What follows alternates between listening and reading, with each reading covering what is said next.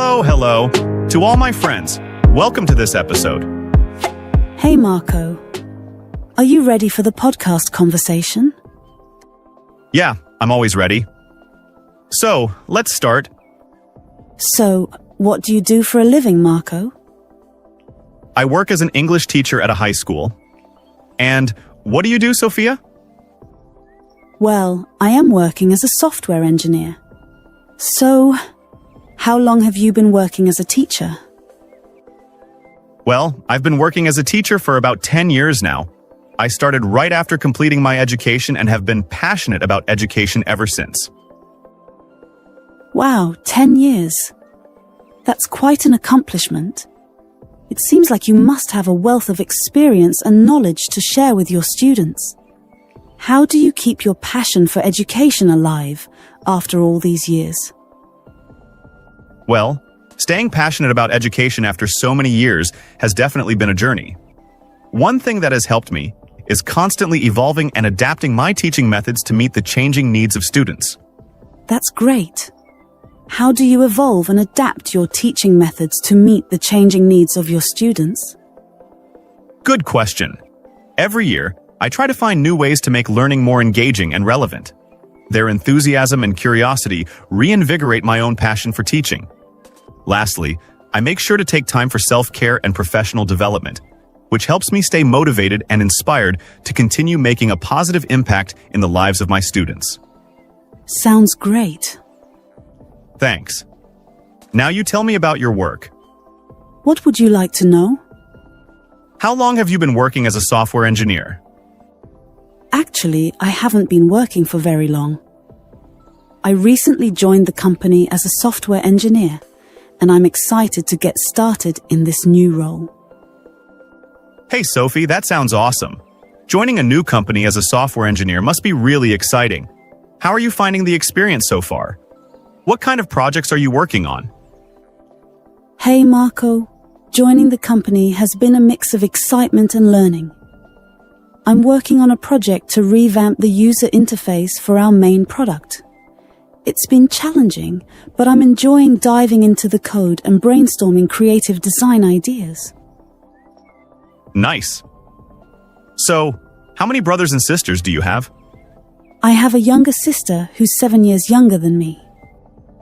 Oh, I see. What does she do? She is studying at the high school level. Great. And what does your father do? My father is a farmer, and he is truly passionate about his work. Every day, he nurtures the land with dedication and loves seeing his hard work yield results. It's truly inspiring to see how much love and effort he puts into his work. Wow. That's awesome. So, do you like gardening? Yes, of course. I love spending time in my garden. It's so satisfying to plant seeds and watch them grow into beautiful flowers and vegetables. I find it therapeutic and rewarding. Hey, Sophie, we have a new member, Julia. Hey, Julia. Join us in our conversation. Julia, what is your morning routine? First, I wake up and have a glass of water with lemon. Then, I do some stretching and yoga to wake up my body and start the day off with a bit of activity. After that, I hop into the shower. Wow, great. So, what do you usually eat in your breakfast? Hey, Marco. For breakfast, I usually like to start my day with a healthy and wholesome meal. I enjoy having a bowl of Greek yogurt with some fresh fruits like berries and a sprinkle of granola for some crunch. Sometimes I also like to pair it with a slice of whole grain toast and a boiled egg for some protein. Amazing. Sounds healthy. I always make sure to have a cup of green tea or freshly brewed coffee to give me that extra boost of energy to kickstart my day. Well, my breakfast is not as healthy as yours. I see. What do you eat in your breakfast? I usually have a couple of slices of toast with butter and jam and a cup of coffee. It's not as healthy as your breakfast with fruits and yogurt, but it's my usual go-to in the mornings. So, Marco, how do you spend your free time? Well, I enjoy spending my free time doing outdoor activities such as hiking, camping, and fishing. I also like to unwind by reading books, playing musical instruments, and spending time with my family and friends. Would you like to know how I spend my free time? Sure, Julia. Tell me, how do you spend? In my free time, I love to go for long walks in nature. There's something cathartic about being surrounded by trees and the sound of birds singing. I also have a passion for photography. When I'm not outdoors, I enjoy experimenting with new recipes in the kitchen and trying out different cuisines. What is one thing you wish you had more time for? I wish I had more time to pursue my hobbies and interests. Whether it's painting, playing an instrument, or diving into a good book, I always feel like there's never enough time to fully enjoy these activities. What is your favorite food, Julia? Oh, I love all kinds of food, but if I had to choose one, it would probably be sushi. I just can't resist the freshness of the fish and the combination of flavors in each bite. What about you, Marco? What's your favorite food? Hey, Julia, that's a tough question. I enjoy so many different types of food, but if I had to pick one, I'd say my favorite is probably a good old-fashioned barbecue. I'm open to trying anything new and delicious. Do you know cooking? No, I can't cook anything. My mother always cooks for me, whatever I want to eat. Unfortunately, I never learned how to cook because of that. I guess I've been spoiled when it comes to meals. Oh, come on. I can help you to learn cooking. Yes, I would like to learn.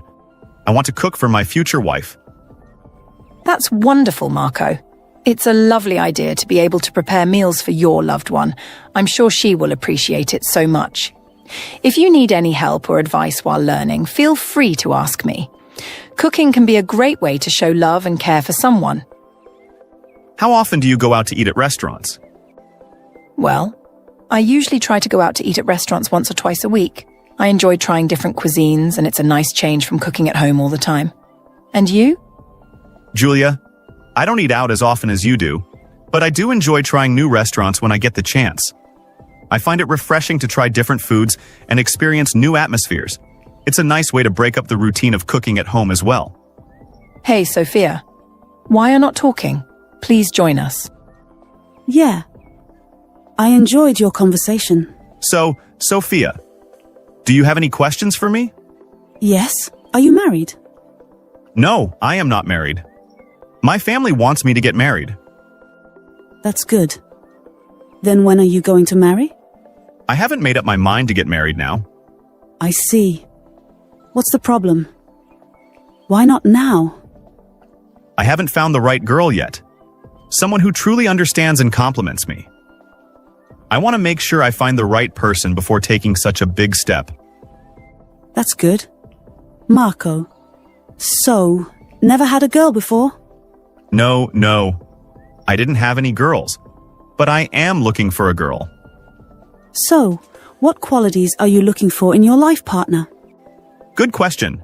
When it comes to finding a life partner, I value qualities such as kindness, honesty, a good sense of humor, ambition, and the ability to communicate openly and effectively. As a young woman, I often think about the qualities I'd like to see in my future life partner. Trust, understanding, and support are crucial elements I seek in a relationship. It's also important that we grow together and push each other to be the best versions of ourselves. So, Sophia, how many languages can you speak? Marco, I speak 4 different languages. Wow, 4 languages. What are they? First English, Spanish, and Korean. Awesome. How did you learn all these languages? Well, English is my mother tongue, so I learned it from a young age. I also learned Spanish because my grandfather is Spanish, and he taught me some of the basics when I was younger. As for Korean, I have always been fascinated with the Korean culture and language, so I took it upon myself to learn Korean. I studied online resources, practiced with native speakers, and immersed myself in Korean media to improve my language skills. Wow. Amazing. Knowing multiple languages is such a valuable skill. You seemed quiet in class today. Something on your mind? Yeah, just dealing with some stuff at home. Do you want to talk about it? I don't know, it feels kind of personal. That's okay. Sometimes sharing helps, even a little. It's just my family's going through a rough time. I understand. Is it something that's been going on for a while? For a few months now, things feel different. Different how? Like everyone's stressed. We barely talk like we used to. That must be hard for you. Yeah, I feel stuck in the middle of everything. Middle, are there disagreements? Yeah, my parents argue a lot lately. It's tense all the time. That sounds overwhelming. Do you have anyone to lean on? Not really. My siblings are younger, so they don't get it. And your friends? I don't want to burden them. They have their own problems. It's not a burden to share. Sometimes people want to help. Maybe, but it's just hard to open up. I get that. Even small steps can make a difference. Like what? Talking to someone you trust, even a little bit at a time. I'll think about it. I guess it's just complicated. It always is, but you don't have to carry it alone. Thanks, it's nice to have someone who listens. I'm always here if you need to talk more. You said earlier that things feel tense at home. Has anyone tried to talk about it? Not really. Everyone's just busy or upset. It's like no one knows what to say. That can make it harder. Do you think your family would be open to sitting down and talking? I don't know. They're either arguing or avoiding each other. I feel like I'd just make it worse. You might be surprised. Sometimes a calm voice in the middle of chaos can help. But what if they don't listen? I mean, I'm just a kid to them. You're part of the family, and your feelings matter. Have you tried expressing how all this is affecting you? No, I'm scared they'll just brush it off, like they have bigger problems to deal with. That's a valid fear. Maybe it's about finding the right time and way to say it. What do you mean? Sometimes writing things down helps. A letter or note can give you a chance to say everything without interruptions. That's actually a good idea. I wouldn't have to worry about them cutting me off. Exactly. It also gives them time to process what you're saying before they respond. But what if they don't take it seriously? Then you've still done your part by being honest. It's a step toward change, even if it's small. I guess, but I still feel like I'm alone in this. Have you thought about talking to someone outside your family, like a counselor or a trusted adult? I've thought about it, but it feels weird. Like I'm betraying my family by talking to someone else. It's not betrayal. It's about taking care of yourself so you can handle what's happening at home. I never thought of it that way. I just don't want to make things worse. You won't. Getting support for yourself can help you be stronger for your family, too. That makes sense. I guess I've just been trying to hold everything in. It's a lot to carry on your own. Even the strongest people need support. Yeah, I just wish things could go back to how they used to be. That's understandable, but even if things don't go back, they can still get better in a new way. You think so? I do. Families have tough times, but with patience and effort, they can grow stronger. I hope so.